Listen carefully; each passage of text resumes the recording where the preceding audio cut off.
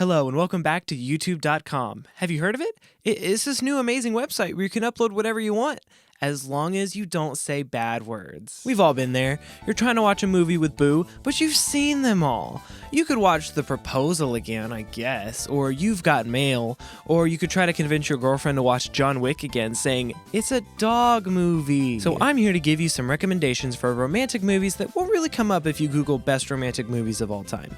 And I try to include a variety of genres so everyone can enjoy. Also, this video is in partnership with the Nerdiest Podcast, so once this video is over, you can go watch part 2 on that channel. My first recommendation is A Quiet Place, and while that sounds weird at first, hear me out for a second. This is a suspenseful thriller, but in the middle of all of that is just this incredible family-focused love story.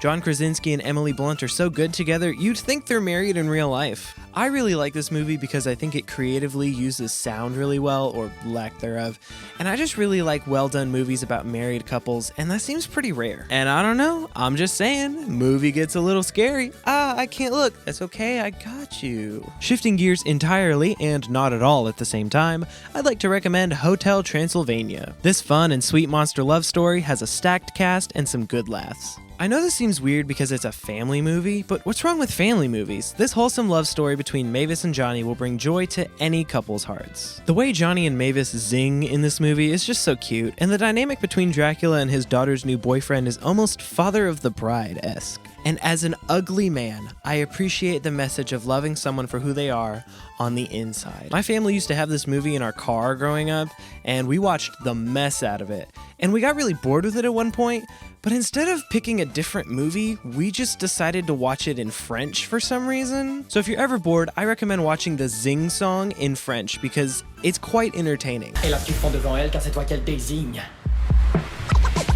Le zing est dans l'air, ça ne peut rien y faire. Le zing est toujours là pour nous faire. My next recommendation is Father of the Bride. Now, this may sound weird to consider a romance, but the relationships in this movie are so sweet to watch, and Steve Martin is a gem. This chill and funny movie is an extremely casual watch, and it can very easily become your comfort movie if you're not careful. And the relationship between the dad and his daughter's new boyfriend is like almost Hotel Transylvania-esque. My last recommendation is one that feels a little more obvious, but it has so many layers I just had to include it, and that would be Shrek.